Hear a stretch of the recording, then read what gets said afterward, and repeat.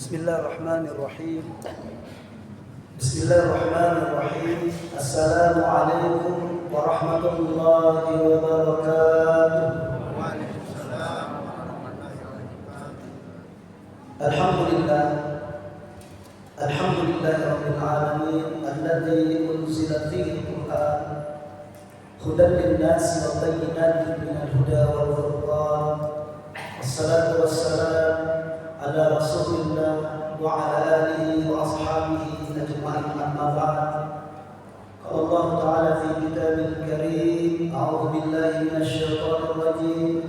Ya ayyuhalladzina amanu taqullaha haqqa tuqatih wa la tamutunna illa wa antum muslimun.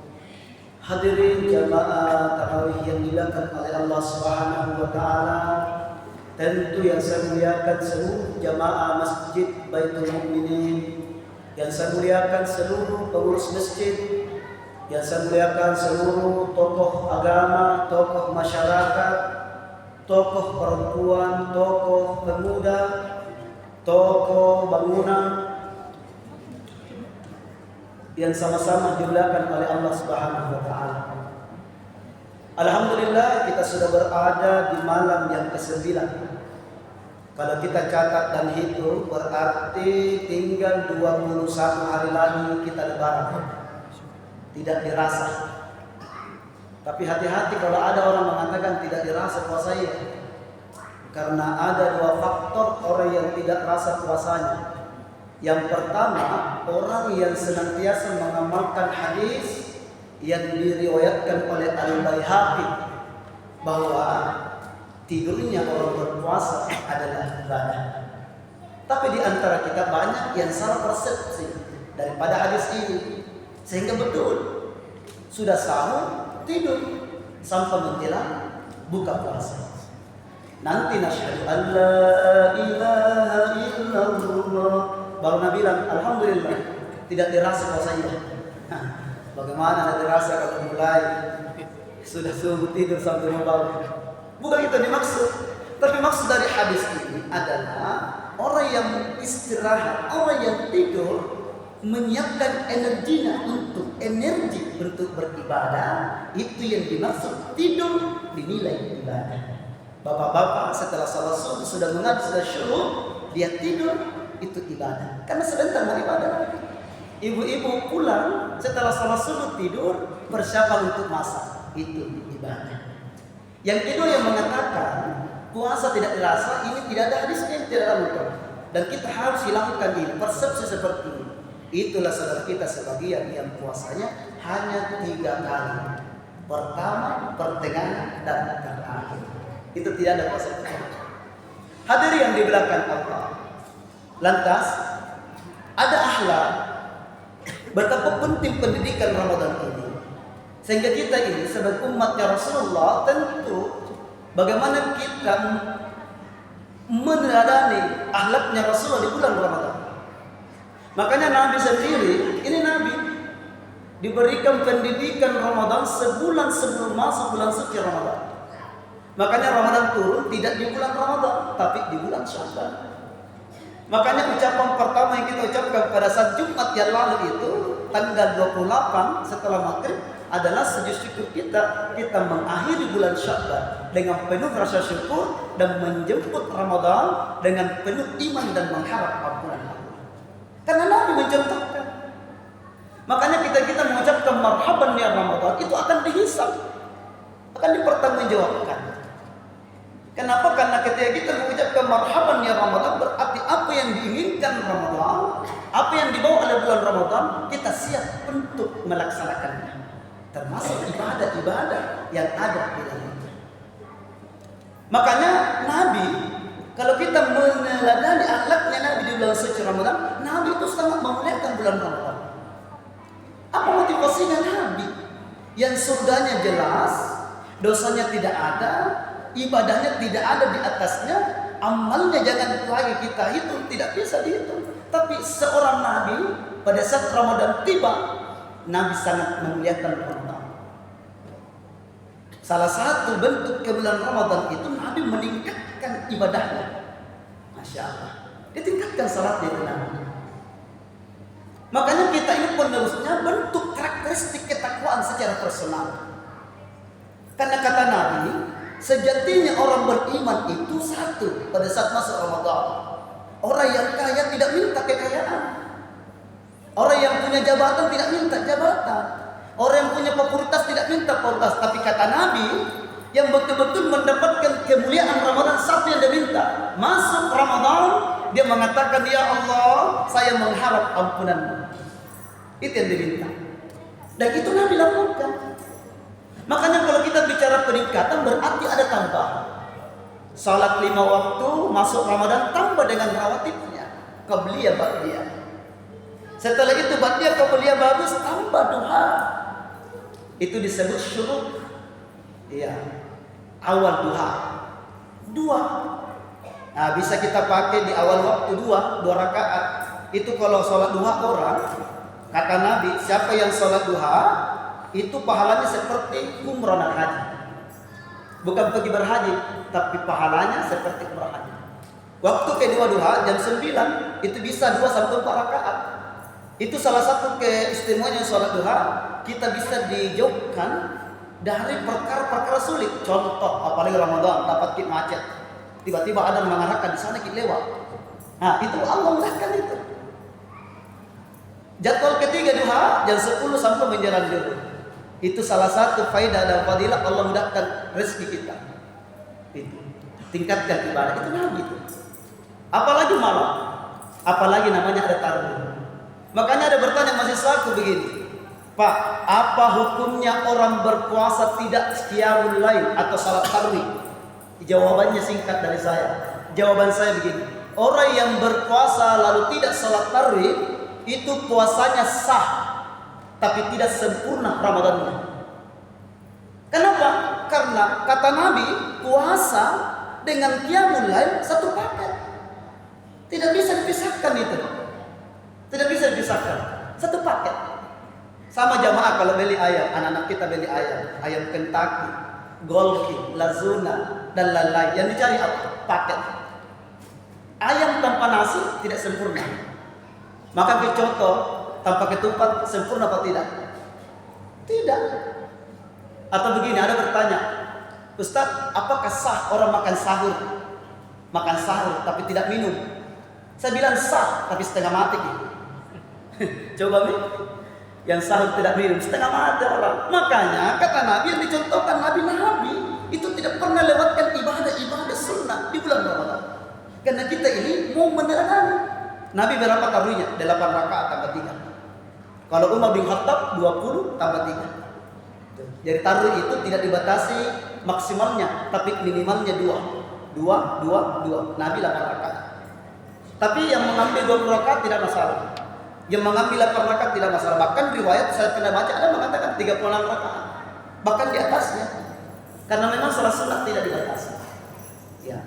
Saya sedikit singkat karena waktu. Itu pertama. Jadi yang diteladani ini adalah apa? Salatnya Nabi, ditingkatkan salat kita.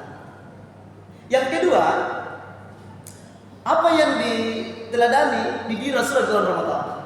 Ternyata Rasulullah disebutkan dalam hadis apa? Rasulullah itu sangat dermawan pribadinya. Tetapi pada saat dia masuk Ramadan, Rasulullah meningkat. Tingkat kedermawannya itu meningkat di bulan Ramadan. Maka bisa kita baca hadisnya dalam diriwayatkan oleh Muslimnya.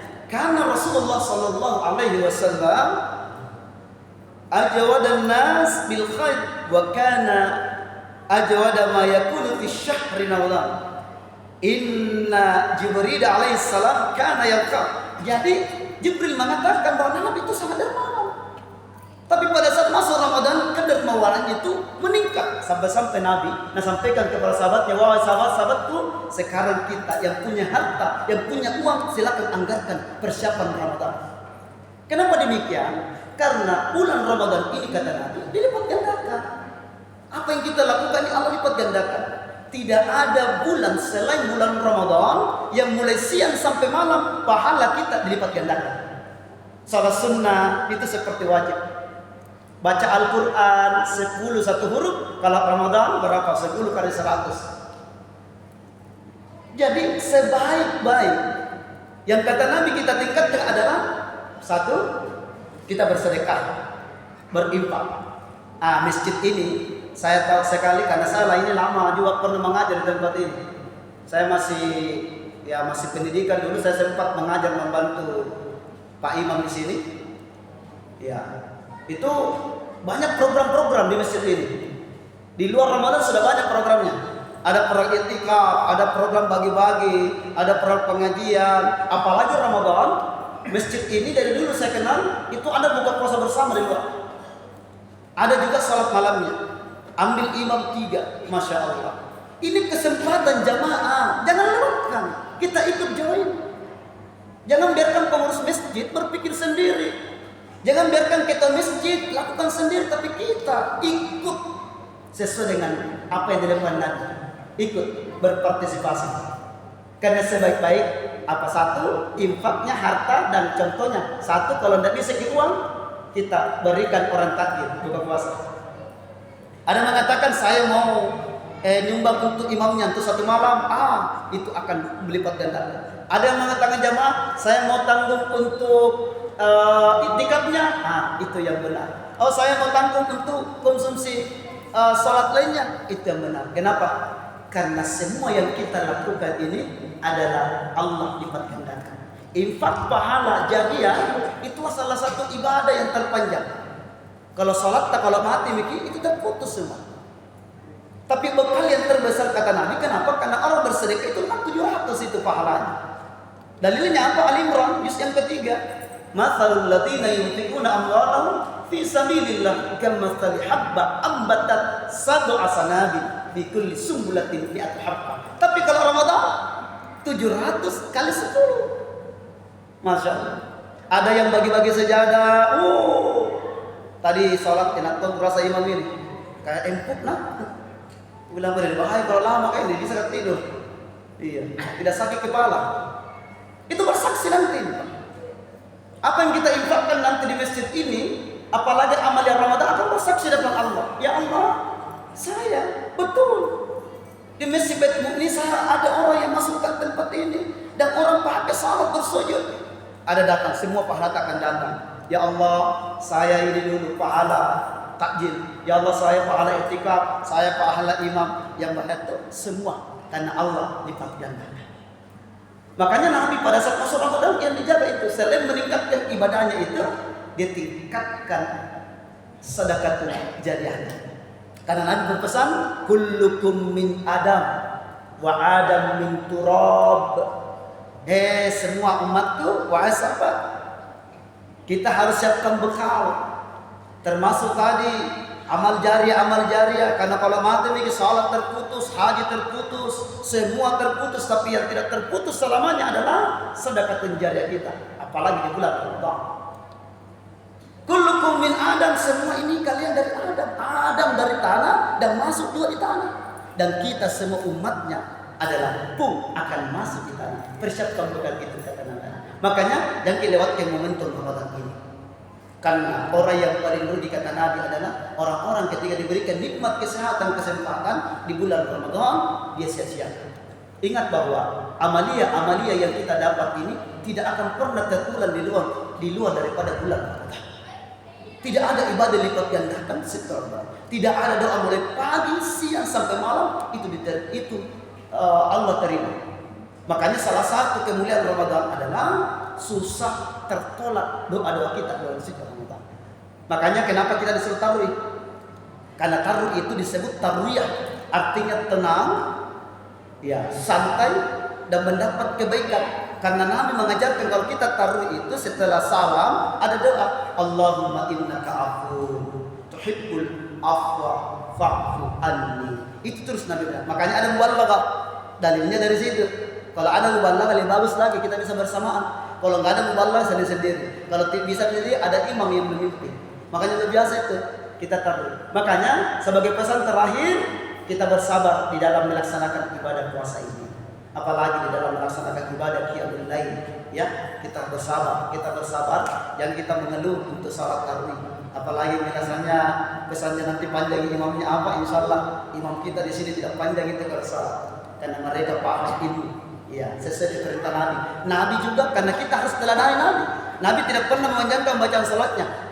Rami itu meringankan, makanya perintah ya Rasulullah, kenapa ya Rasulullah tidak melaksanakan salat tarawih 2 rakaat? Nabi mengatakan, saya khawatir umatku terlalu berat nanti.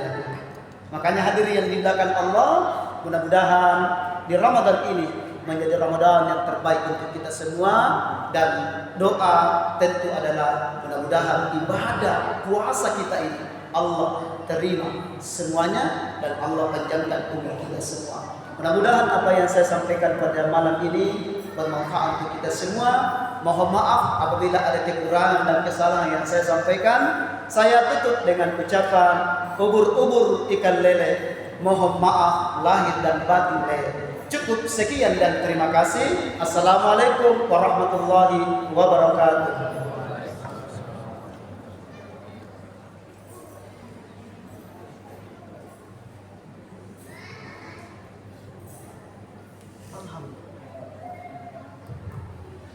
Itulah tadi ceramah yang dibawakan oleh Al-Ustaz Dr. Haji Muhammad Musli SHI MH. Semoga apa yang beliau sampaikan dapat memberikan manfaat dan berkah bagi kita. Selanjutnya, laporan keuangan Muhammadiyah Umat. 1 tanggal 7 Maret 2025 sejumlah 11.399.400 rupiah. Penerimaan tanggal 7 Maret 2025 cara ketahui 847.000 rupiah. Donatur Hajjah Siti Rosmini Adnan 200.000 rupiah. Donatur Yayu Adnan 200.000 rupiah. Donatur Hajjah Sarsina 100.000 rupiah. Donatur Dr. Anda Hajjah Rosnani Hakim MPD 200.000 rupiah. Donatur Barnifa 300.000 rupiah. Donatur almarhum Haji Andi Usman 200.000 rupiah. Donatur hamba Allah 50.000 rupiah. Total penerimaan 2.097.000 rupiah. Saldo plus penerimaan 13.496.400 rupiah. Pengeluaran tanggal 7 Maret 2025. Pengeluaran rugi 900.000 rupiah. Total pengeluaran 900.000 rupiah. Jadi saldo kas tanggal 8 Maret 2025 sejumlah 12.596.400 rupiah. Makassar 8 Maret 2025. Mengetahui Bendahara Siti Dahyatul Qadri SE, Ketua Panitia Muhammad Darul Kuasa Islam. Selanjutnya daftar nama-nama yang akan membawakan suguhan buka puasa besok dari kelompok 9 tanggal 9 Maret 2025. Yang pertama, Arifin Hamid, Dr. Anus Haji Muhammad Syakir, Dr. Hajjah Arwita Israwati Turki Perdana, Dr. Anus Andi Sultan Mahmud, Haji Andi Asman Sulaiman SSOS FM, Andi Musra Hasin, Haji Andi Jalil Azama, Latan Tampu SE, Dr. Anus Haji Sayyid Mokhtar, Dr. Haji Andi Rustam Amiruddin SPF, Andi Masrigani SE, Insinyur Dudi Mahmud Musriki Syamsuddin, Insinyur Asim Bashar, Dr. Hajjah Nur Syams Musa SPM, Arif Rahadian Razak, Anwar SOS, Nyonya Hasbi Herman Gani, Insinyur Hajjah Sukri Effendi Syawir, Hajjah Rahmadiyah S. Alamur.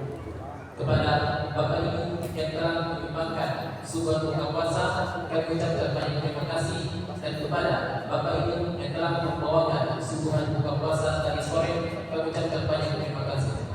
InsyaAllah apa yang Bapak Ibu sumbangkan, infakkan dan sedekahkan bisa mendapatkan pahala, rahmat dan ridha dari Allah Subhanahu wa Ta'ala. Selanjutnya jauh dan bersajian. Waktu imsak pukul 4.43, waktu subuh pukul 4.53, dan waktu maghrib pukul 1821. Sekian dari kami, selaku panitia amaliyah Ramadan, lebih dan kurangnya mohon dimaafkan. Wabillahi taufiq wal hidayah. Wassalamualaikum warahmatullahi wabarakatuh.